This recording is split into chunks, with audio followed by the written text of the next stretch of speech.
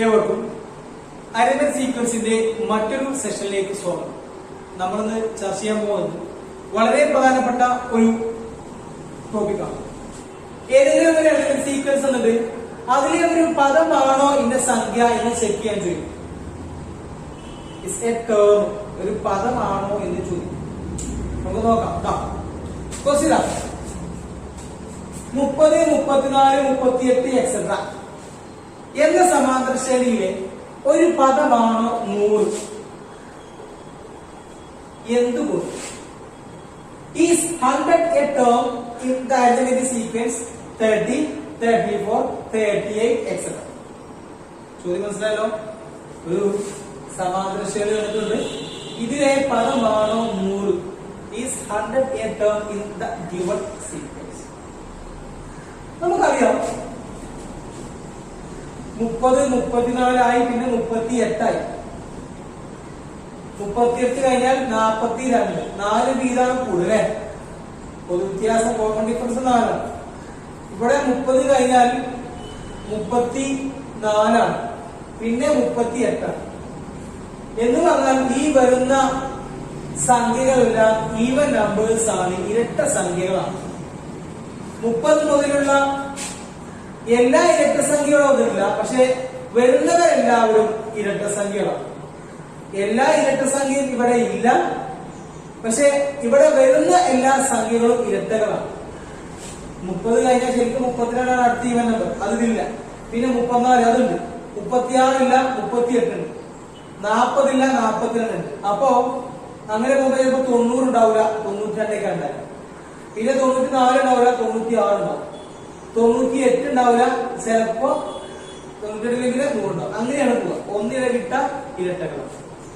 ഇവിടെ 30, 32, 34 എക്സെട്ര ഇങ്ങനെയായിരുന്നു എങ്കിൽ നമ്മുടെ ക്വസ്റ്റ്യൻ 30, 32, 34 എക്സെട്ര 2 വീതമാണ് കൂടിപ്പോകുന്നതെങ്കിൽ ഒരു ഡൗട്ടില്ല, ആ ശ്രേണിയിൽ 100 ഉണ്ടാവും. കാരണം 30-ന് ശേഷമുള്ള 30 മുതലുള്ള എല്ലാ ഇരട്ട സംഖ്യകളുടെയും ടീമാണ് ഈ പോകുന്നത്. 30, 32, 34, 30 ഒറ്റ ഇരട്ടയും മിസ്സാവുന്നില്ല. 30-ന് താഴെയുള്ളവരും 30 മുതലുള്ള.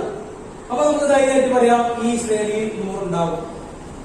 30 മുതലുള്ള എല്ലാ ഇരട്ട സംഖ്യയും ഈ ശ്രേണിയിലുണ്ട്.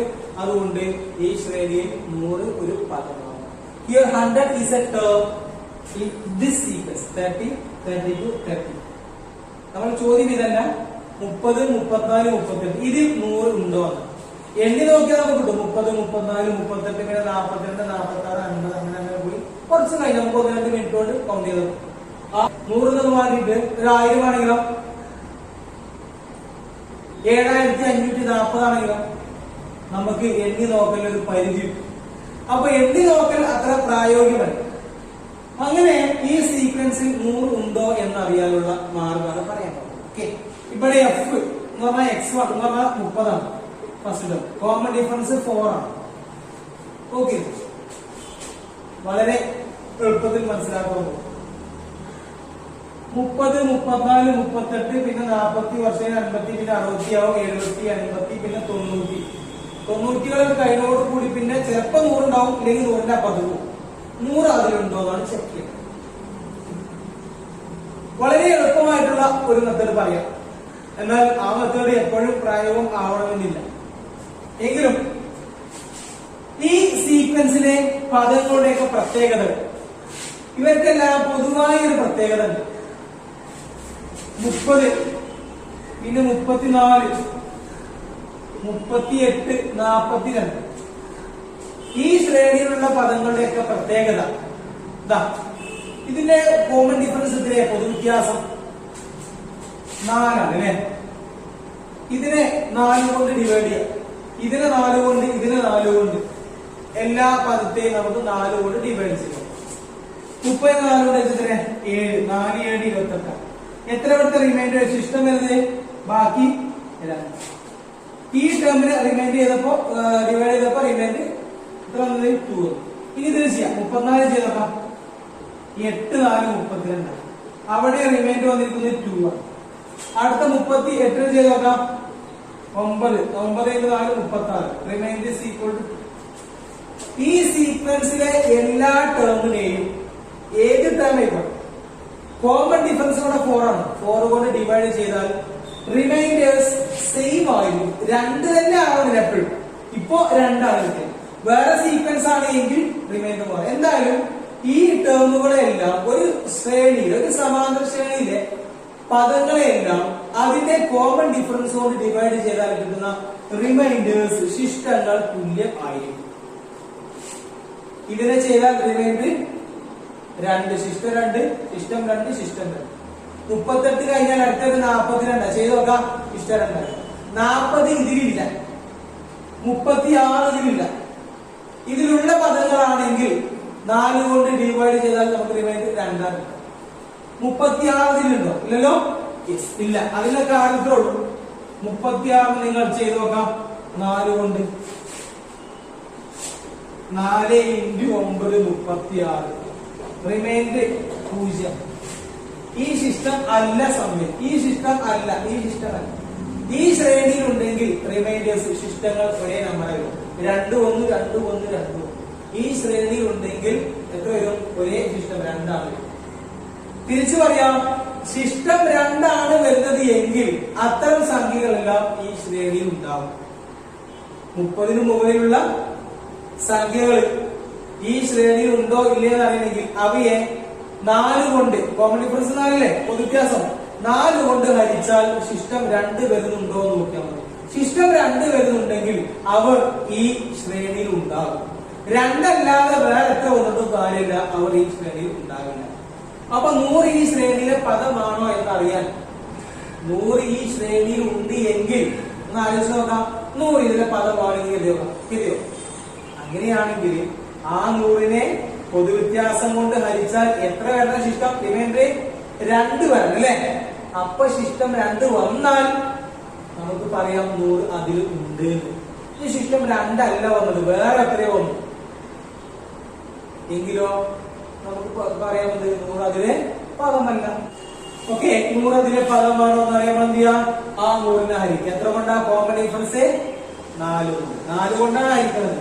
ശിഷ്ടം 2 വന്നാൽ നമുക്ക് പറയാം 100 ഇതിലുണ്ട്. 100 is a term in the given sequence.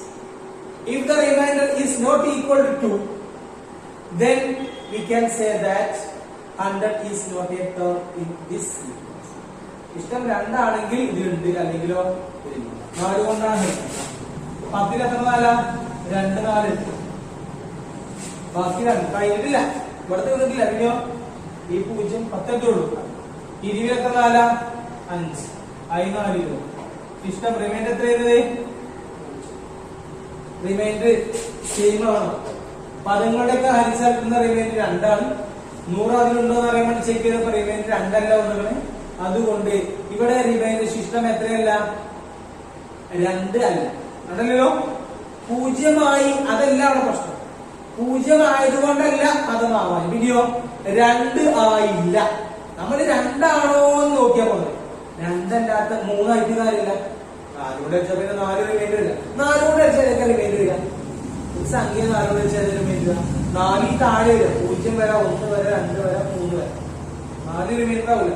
4-ന്റെ ഉള്ളിൽ നിന്ന് പിന്നെ 4 എടുക്കാം. അപ്പോ ഒരു സംഖ്യയെ 4 കൊണ്ട് വെച്ച് വരുന്ന ശിഷ്ടങ്ങൾ 4-നേക്കാൾ താഴെയുള്ള സംഖ്യ, 0 മുതൽ ആ സംഖ്യയേക്കാൾ താഴെ വരുന്ന.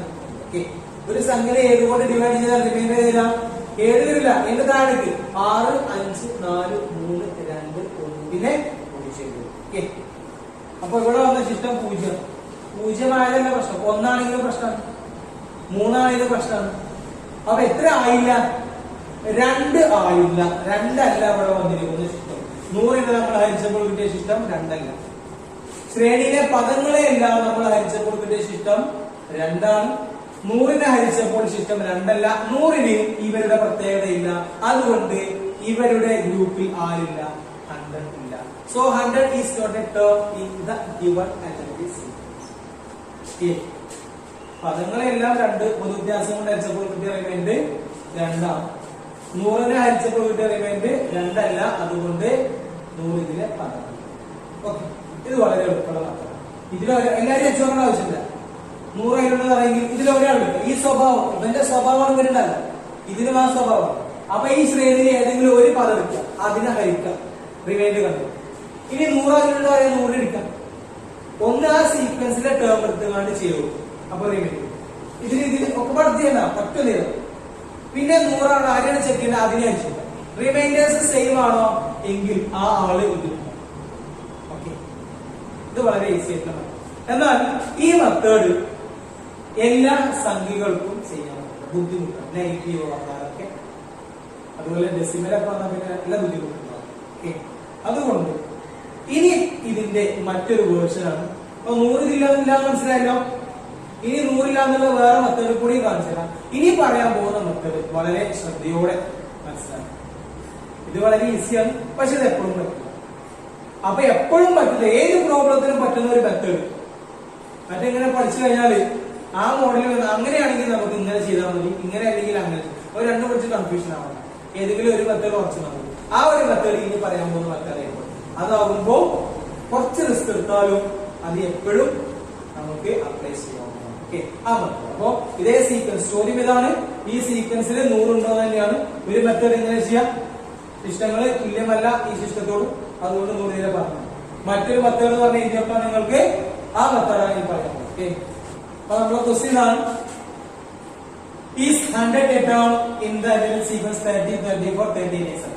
Why? We give reason. Okay, എന്താണ് ഇതിന്റെ കാരണം? 30, 34, 38 എക്സെട്ര ഈ സമാന്തര ശ്രേണിയിലെ ഒരു പദമാണോ 100? എന്താണ് കാരണം? നമ്മൾ പറയാം. ഓക്കെ, നമ്മൾ 30 ഇതിലെ പദമാണോ? അല്ലേ? ആണല്ലേ? എങ്കിൽ അത് എത്രാമത്തെ പദമാണ്? ഒന്നാമത്തെ പദം. 34 ഇതിലെ പദമാണോ? Is 34 a term in this sequence? Yes. ശരിയല്ലേ? എങ്കിൽ ആ 34 എത്രാമത്താണ്? What is the position of 34 in this sequence? ആ 34 സ്ഥാനം എത്രയാണ്? 2. 38 ഇതിലെ പദമാണോ? Is 38 a term? Yes. Then what is this position of that 38? അതിന്റെ സ്ഥാനം ഏതാ? 36 ഇതിലെ പദമാണോ? അല്ല. എങ്കിൽ എത്രാമത്തെ പദം എന്ന് ചോദിക്കേണ്ട ആവശ്യമില്ല. പദം അല്ലെങ്കിൽ പിന്നെ സ്ഥാനം ഉണ്ടാവില്ലോ. 30 ഇതിലുണ്ട് ഉണ്ട്. ഇതിലെ പദമാണ് എങ്കിൽ അവർക്ക് സ്ഥാനം ഉണ്ടാകും. ഒന്നാമത്തെ, രണ്ടാമത്തെ, മൂന്നാമത്തെ, first, second, third. Is 40 a term in the sequence? No. So what is the position of 40 എന്ന് ചോദിക്കേണ്ട ആവശ്യം? 40 ഇതിലെ പദം. 42 ഇതിലെ പദമാണ്. ആറ് കൂട്ടുകൾ. അതുകൊണ്ട് 42 എത്രാമത്തെ ആളാണ് ചോദിച്ചത്. അപ്പോ ഈ ശ്രേണിയിലെ ഒരു പദമാണ് ഒരു നമ്പർ എങ്കിൽ ആ നമ്പർ എത്രാമത്തെങ്കിലും ഒരു സ്ഥാനത്തായി. മനസ്സിലായോ? 34 ഇതിലെ പദമാണോ? അതെ. അതെ എന്നാണ് നിങ്ങളുടെ ആൻസർ എങ്കിൽ എത്രാമത്തത് എന്നൊരു ചോദ്യം കൂടെ അതിന്റെ കൂടെ ചേർക്കാം. രണ്ടാമത്. 36 പദമാണോ? അല്ല. എങ്കിൽ അവിടെ അവസാനിച്ചു. എത്രാമത് ചോദിക്കുന്ന ആവശ്യം? 40 പദമാണോ? Is 48 no. എങ്കിൽ അടുത്ത ക്വസ്റ്റ്യൻ ചോദിക്കേണ്ട ആവശ്യം. അതായത് പദമല്ല, അതുകൊണ്ട് എത്രാമത്തെ ചോദിക്കേണ്ട ആവശ്യം? 42 പദമാണോ? അതെ. അതുകൊണ്ട് എത്രാമത്തെ നമുക്ക് ചോദിച്ചാൽ ആൻസർ അല്ലേ? അപ്പോ ഒരു പദം അതിലുണ്ട് എങ്കിൽ ആ പദത്തിന് അതിൽ ഒരു സ്ഥാനം ഉണ്ടാവും. എത്രാമത്തെ ഒരു സ്ഥാനം. ശരിയല്ലേ? അപ്പൊ 100 ഇതിലെ പദമാണോ എന്നാണ് ചോദ്യം. നമ്മൾ ചെയ്തു, വളരെ ഈസി ആയിട്ട് ചെയ്തു. 100 പദമെല്ലാം കിട്ടില്ലേ? നമ്മൾ ഈ മെത്തേഡ് പറയാം. നമ്മൾ ഈ മെത്തേഡ് ശരിക്കും 100 ഇതിലെ പദമാണോ? അല്ലാന്നുള്ള കാര്യം ഇപ്പൊ കുറച്ചു വന്നു. അല്ലാതെ നമുക്ക് ലാസ്റ്റ് വന്നേക്കാം. നമ്മൾ മറ്റേ മെത്തേഡ് പറഞ്ഞോണ്ടാണ്. ആൻസർ കിട്ടിയോണ്ടാണ്. പിന്നെ ചോദ്യം ചെയ്യുമ്പോൾ നമുക്ക് ആൻസർ കിട്ടി കഴിഞ്ഞാല് പിന്നെ ചോദ്യം വലിയ രസം തോന്നും. 100 ഇതിലെ പദമാണോ എന്നാണ് ചോദ്യം. 100 ഇതിലെ പദമാണ് എങ്കിൽ ആ 100 ഇതിലെ എത്രാമത്തെങ്കിലും ഒരു സംഖ്യ ആവും അല്ലെ? 4ാമത്തെ, 5ാമത്തെ, 6, 8, 13, 14, 17, 28, എത്രാമത്തെ ഒരു പദം ആവൂലെ? 100 അതിലുണ്ട് എങ്കിൽ ആവൂലെ? 100 അതിലില്ലെങ്കിലോ അതിന്റെ സ്ഥാനം ഉണ്ടാവില്ല. അപ്പൊ 100 അതിലെ പദമാണോ എന്ന് അറിയണമെങ്കിൽ ഇതിങ്ങനെ കുറെ ചെന്നാൽ 100നെ കാണുന്നതാണ് കരുതിക്കോ. കുറെ ചെന്നാൽ 100നെ കാണും. പിന്നെ അവിടെ അങ്ങനെ പോകുന്നുണ്ട്. 100 അതിലുണ്ടോ എന്ന് ചെക്ക് ചെയ്യണം. ഉറപ്പില്ല. 100 അതിലുണ്ടെങ്കിൽ 100ന് അതിനേതെങ്കിലും സ്ഥാനത്ത് നിർത്തും. എത്രാമത്തെ ഒരു സ്ഥാനം ഉണ്ടാവില്ലേ? ഇപ്പൊ നമ്മൾ നിർത്തും. ഇതിന് ലാസ്റ്റ് ഇവിടെ അറ്റത്ത് കൊണ്ട് നിർത്തും. 1, 2, 3, 4, 5, 6 നമ്മളിങ്ങനെ എണ്ണി നോക്കാം. ഒന്നാമത്തെ, രണ്ടാമത്തെ, മൂന്നാമത്തെ, നാലാമത്തെ, അഞ്ചാമത്തെ ഇങ്ങനെ എണ്ണുമ്പോ 100 അതിലുണ്ട് കരുതി കേട്ടോ. 100 അതിലുണ്ട് കരുതി. അപ്പൊ 1, 2, 3, 4, 5, 6, 7 അങ്ങനെ ഇങ്ങനെ വരും. 17 അല്ലെങ്കിൽ 18, 40, 35 എന്നൊക്കെ പറഞ്ഞാൽ തൊടൂര് 38 അതിലില്ലേ? അതുകൊണ്ടല്ലേ 1, 2, 3 പറഞ്ഞാൽ തൊണ്ടത്. 36 അതിലുണ്ടോ? ഇല്ലല്ലോ. അതുകൊണ്ട് നിങ്ങൾ 36 തൊണ്ടില്ല. 42 അതിലുണ്ട്. അതുകൊണ്ട് നമ്മൾ എണ്ണുമ്പോ 4ാമത്തെ ആൾ അതിലുണ്ട്. അതുപോലെ 100 അതിലുണ്ട് എങ്കിൽ ആ 100നെ നമ്മൾ എണ്ണും 7, 9, 10, 15, 42 എത്രയെങ്കിലും സ്ഥാനത്തേക്ക് എണ്ണുമല്ലോ. എണ്ണൂരെ. അപ്പോ ഇതിനതുപോലെ എണ്ണും. ഇതിന്റെ ലാസ്റ്റ് ടേം അതിനെടുക്കുക, അവസാനം പറയാം. ഫസ്റ്റ് ടേം x1 ഉണ്ട്, കോമൺ ഡിഫറൻസ് വ്യത്യാസമൊക്കെ വരും. 100 അതിലുണ്ട് എങ്കിൽ ഇവിടുന്ന് ഇവിടെ വരെ എണ്ണിയാൽ 38 അതിലുണ്ടല്ലോ, ഉണ്ടല്ലോ. അതുകൊണ്ട് ഇവിടുന്ന് ഇവിടെ വരെ എണ്ണിയേക്കാം 3 എണ്ണം കിട്ടും. 34 അതിലുണ്ടല്ലോ, അതുകൊണ്ട് ഇവിടുന്ന് ഇവിടെ വരെ എണ്ണിയേക്കാം 2. 42 അതിലുണ്ടല്ലോ, അതുകൊണ്ട് ഇവിടുന്ന് ഇവിടെ വരെ എണ്ണിയേക്കാം 4. 36 അതിലുണ്ടോ? ഉണ്ടോ? ഇല്ല. അതുകൊണ്ട് 36 അതിലുണ്ടേക്കാം 1, 2, പിന്നെ 3 നമുക്ക് എടുക്കില്ല, 2 കുറച്ചു. 40 അതിലുണ്ടോ? ഇല്ലല്ലോ. അതുകൊണ്ട് ഇവിടുന്ന് 40 ഉണ്ടേക്കാം 1, 2, 3, പിന്നെ 4 എണ്ണാൻ പറ്റില്ല. അപ്പോ ഇതിലുള്ള പദങ്ങളാണെങ്കിൽ എണ്ണിയാൽ നമുക്ക് കറക്റ്റ് നമ്പർ കിട്ടും. ഇനി അതിന്റെ പദമല്ല എങ്കിൽ നമുക്ക് കറക്റ്റ് നമ്പർ കിട്ടില്ല. എന്ന് പറഞ്ഞാൽ ഇതിനെ നമ്മൾ ലാസ്റ്റ് ആയിട്ട് നിർത്തുക. എണ്ണി നോക്കുക, എണ്ണം കാണും. പദങ്ങളുടെ എണ്ണം കാണാൻ സൂത്രാക്കി പഠിച്ചോളാം. What is the equation to find the number of terms in an arithmetic sequence? Yeah, n is equal to xn minus x1 by d plus 1. Last term minus first term by common difference plus 1. അങ്ങനെ ചെയ്താൽ നമുക്ക് പദങ്ങളുടെ എണ്ണം കിട്ടും. നമ്മൾ പഠിച്ചില്ലേ? അപ്പൊ 100 അതിലുണ്ടോ എന്ന് അറിയാൻ 100 നമ്മൾ ലാസ്റ്റ് കൊണ്ടെടുക്കാം. എന്ന് പറഞ്ഞാൽ ആ 100നെ നമ്മൾ അവസാനത്തെ ആളെ take 100 as last term xn. അവസാന പദം എണ്ണി നോക്കുക. എണ്ണം എന്ന് പറഞ്ഞ ഒരു എണ്ണം എന്ന് പറഞ്ഞാൽ എണ്ണൽ സംഖ്യയാണ്, രാശി നമ്പറാണ്. എണ്ണി നോക്കും. കറക്റ്റ് 10, 11 എണ്ണൽ സംഖ്യയാണ് വരുന്നത് എങ്കിൽ നമുക്ക് പറയാം. ഇപ്പൊ നിങ്ങൾക്ക് എണ്ണം നിങ്ങൾ ഇവിടുന്ന് ഇവിടെ വരെ എണ്ണി നോക്കി 16 കിട്ടും. എന്താ അർത്ഥം? ഇവിടുന്ന് ഇവിടെ വരെ 16 ആണ്. മാത്രമല്ല ഇത് 16ാമത്തെ ആളാണ്. 25 കിട്ടിയെന്ന അർത്ഥം ഇവിടുന്ന് ഇവിടെ വരെ 25 ഉണ്ട്. അപ്പൊ ഇതിനെ ലാസ്റ്റ് നിർത്തിയിട്ട് നമ്മൾ എണ്ണി നോക്കും. ആ എണ്ണം കറക്റ്റ് ഒരു എണ്ണൽ സംഖ്യ രാശി നമ്പറായിട്ട് വരികയാണെങ്കിൽ ഇവൻ അതിലെ പദം. നിങ്ങൾ ഇവിടുന്ന് 36 വരെ എണ്ണേക്കാം. 36 വേണ്ട 1, 2, 36 എണ്ണുമ്പോ 1, 2, 36 ഇല്ലല്ലോ. അപ്പൊ 3 പറയാൻ പറ്റുമോ? ഇല്ല. 2നേക്കാൾ കുറച്ച് കഴിഞ്ഞാൽ 30 അല്ലേ. ഇവിടെ 40 വരെ എണ്ണേക്കാം. 1, 2, 3 2. പിന്നെ നിങ്ങൾ 4 വരെ ഇത് പറ്റില്ല. 3നേക്കാൾ കുറച്ച് 3 കുറച്ചു. അപ്പോ 40 ഉണ്ടായിരുന്നെങ്കിൽ 1, 2, 3, 4 നമുക്ക് തുടരുന്നു. അപ്പോ ഇവിടുന്ന് ഇവിടെ വരെ നമ്മൾ എണ്ണി നോക്കുമ്പോൾ ആ കിട്ടുന്നത് എണ്ണൽ സംഖ്യ ആണെങ്കിൽ 100 ഉണ്ടാവും. എണ്ണൽ സംഖ്യ അല്ലെങ്കിൽ 100 ഉണ്ടാവും. അങ്ങനെ നമുക്കൊരു കാര്യം ഇവിടുന്ന് ഇവിടെ വരെ എണ്ണി നോക്കും. എണ്ണം കണ്ടാൽ മതി. n equal to xn minus x1 by d plus 1. നമ്മൾ എണ്ണമാണ് കാണുന്നത്, അത് എണ്ണൽ സംഖ്യ തന്നെ ആവട്ടോ. xn മൈനസ് x എന്താ? xn മൈനസ് x എന്താ? Last minus first. 100 ലാസ്റ്റ് ആരെയാണ് ചെക്ക് ചെയ്യേണ്ടത്? അവനെ ലാസ്റ്റ് എടുക്കുക. അതിന് x1 കുറക്കുക. പിന്നെ ബൈ കോമൺ ഡിഫറൻസ്, ബൈ പൊതുവ്യത്യാസം. ഇവർ തമ്മിൽ കുറച്ചാൽ മതി. പൊതുവ്യത്യാസത്തിന്റെ മൾട്ടിപ്ലൈ ആയതോടെ ചുരുക്കി. നിങ്ങൾ എങ്ങനെ ചെയ്യും? 100 30 കുറക്കുക. അവസാന പദം ആദ്യം കുറക്കുക. ബൈ പൊതുവ്യത്യാസം പ്ലസ് 1. 100 30 കുറച്ചെത്തില്ല 70 ബൈ 4 പ്ലസ് 1. 70 ബൈ 4 70ന്റെ പകുതിന്റെ പകുതി. 4 ഇരിക്കാത്ത പകുതിന്റെ പകുതി. 2 ഇരിക്കാത്ത പകുതി ഇരിക്കണം. 4 ഇരിക്കാത്ത പകുതി പിന്നെ പകുതി ഇരിക്കണം. പകുതിന്റെ പകുതി 70ന്റെ പകുതി 35. 35ന്റെ പകുതി 30ന്റെ പകുതി 15. 5ന്റെ പകുതി 2. 15 2 17. ഇവർ തമ്മിൽ ഹരിച്ചാൽ 17.5. 17.5 ഇത് ഇടാം 3. പിന്നെ പ്ലസ് ഒന്നുമില്ലേ? അപ്പൊ എത്ര? 17 ഒന്ന് കൂട്ടി എത്ര? 18. 18.5. എന്താ നമ്മൾ കണ്ടേ? എണ്ണമാണ്. 18 എന്ന് പറയുന്ന എണ്ണ ഉണ്ടോ? ഒന്നുകിൽ 18 അല്ലെങ്കിൽ പിന്നെ 19. ഇവിടുന്ന് ഇവിടെ വരെ ഉണ്ട്. അപ്പൊ 18ാമത്തെ സംഖ്യയാണ്. അങ്ങനെ ഉണ്ടാവും. ഇത് 1ാമത്തെ 2ാമത്തെ 3ാമത്തെ 4ാമത്തെ അടുത്ത 5 6 കറക്റ്റ് ചെയ്യണം. 36 നോക്കാം. 1ാമത്തെ 2ാമത്തെ 3 പേര്. അപ്പൊ ഇതോ ഇത് 3ാമത്തെയാണ്.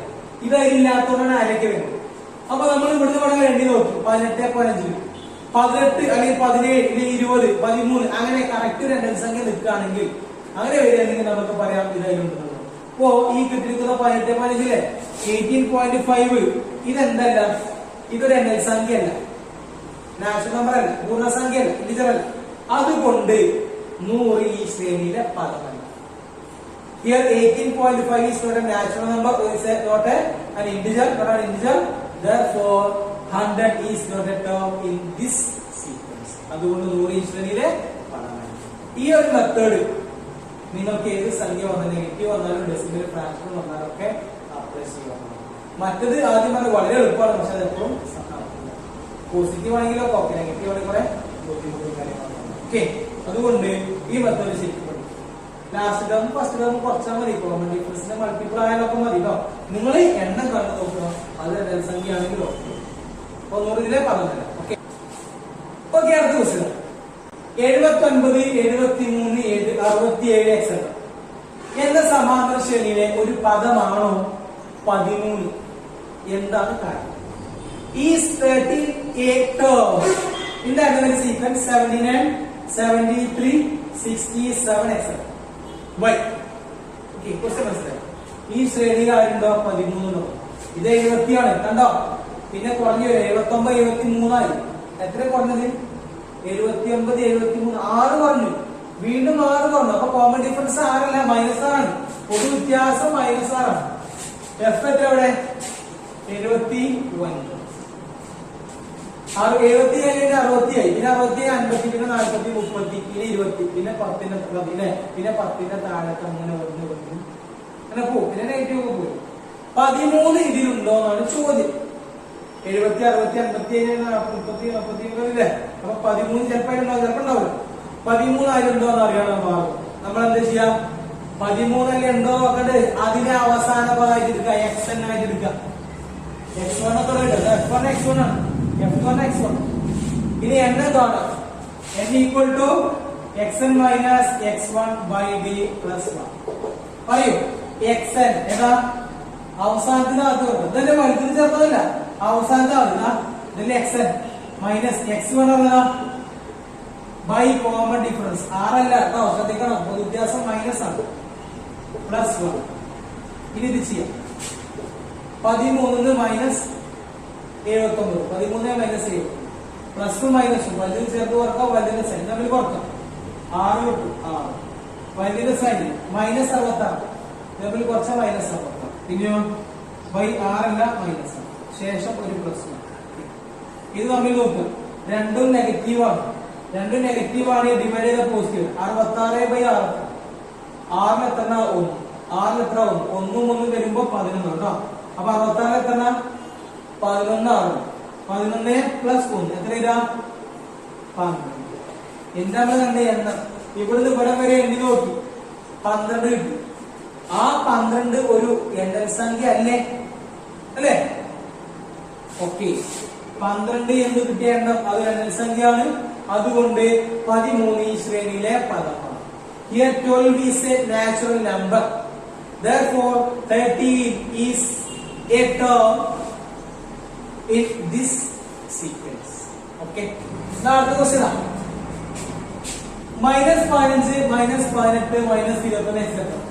എന്ന സമാന്തര ശ്രേണിയിലെ ഒരു പദമാണ് -96. Is -96 a term in the arithmetic sequence -15, -18, -21 etc.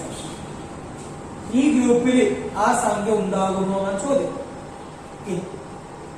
തുടങ്ങല്ലേ. ഫസ്റ്റ് ടൈം എത്ര? x1 f -50. ലാസ്റ്റ് ടൈമോ xn -96. കോമൺ ഡിഫറൻസ് എത്രയാ? 3 ആണ്. പ്ലസ് മൈനസ് തീരുമാനിക്കണം, പെട്ടെന്ന് പ്ലസ് മൈനസ് പറയാം.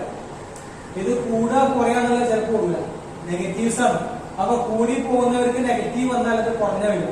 ഇതിന്റെ കോമൺ ഡിഫറൻസ് നെഗറ്റീവ് ആണ്. അല്ലേ വേണ്ട, എങ്ങനെ കോമൺ ഡിഫറൻസ് കാണുക നമ്മൾ പഠിച്ചില്ലേ?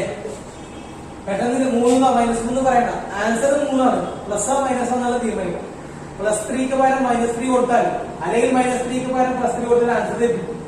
അപ്പൊ പ്ലസ് ആണ് മൈനസ് ആണ് തീരുമാനം. 3 ആണ് answer. Okay, second term first term ഓർക്കാം. Second minus first. ഏത് സെക്കൻഡ്? സെക്കൻഡ് ടേമിന് ഫസ്റ്റ് ടേം ഓർക്കാം. -18 -15 കുറക്കതാ. -15 കുറക്കാം. ഈ -18 ഇല്ല, രണ്ട് മൈനസ് പ്ലസ് ആകും. പിന്നെ 15. ഒരു പ്ലസ് ഒരു മൈനസ് വന്നാൽ വലുത് ചേർത്ത് കുറക്കാം. വലുതിന്റെ സൈൻ -3 ആണ്. d = -3. ഈ സീക്വൻസ് കുറഞ്ഞാണ് പോണത്. ഓക്കെ, അപ്പൊ എല്ലാം റെഡിയാണ്. എണ്ണം കാണാം. xn - x1 അവസാനത്തത് മൈനസ് ആണ്. ഇതിലെ അവസാനത്തത് മൈനസ് ആണ്. ഇതും അവസാന പദം മൈനസ് ആദ്യ പദം. ഇത് അവസാന പദം. ഓക്കെ, xn ഈ മൈനസ് ആണ് ഇതാ. ഇനി x1 പകരം ഈ മൈനസ് കൊടുത്തു. xn ഇത് എഴുതി. ഇത് xn വില, ഇത് x1 വില. ഇവർക്കിടയിലെ മൈനസ് ആണ്. By D. ഡി എത്ര? 3 അല്ല, -3. ലാസ്റ്റ് ഒരു +1 ഈക്വൽ ടു ഈ -96 ഇല്ല, രണ്ട് മൈനസ് പ്ലസ് ആവും. പിന്നെ 15 താഴെ 3 അല്ല, -3 ഈക്വൽ ടു.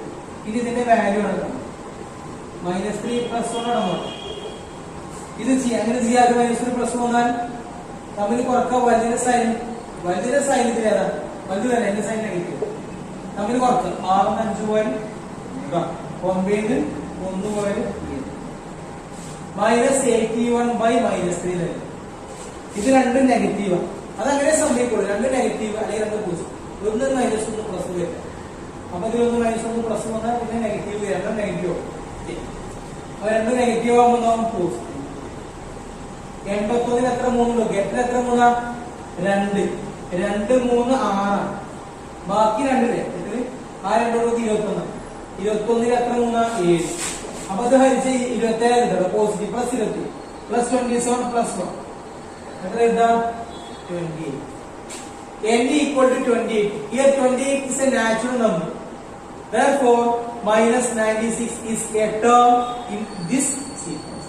ഇവിടെ വന്നിരിക്കുന്ന ഈ 28 എണ്ണമല്ലേ? n 28 രണ്ടൻ സംഖ്യയാണ്. അതുകൊണ്ട് -96 ഈ ശ്രേണിയിലെ പദമാണ്. ഓക്കെ, ഇതോടുകൂടി നമ്മൾ ഈ ഒരു സെഷൻ ഇവിടെ വൈൻഡപ്പ് ചെയ്യാണ്. അടുത്ത സെഷനിൽ പുതിയ ക്വസ്റ്റ്യൻ. ഓക്കെ.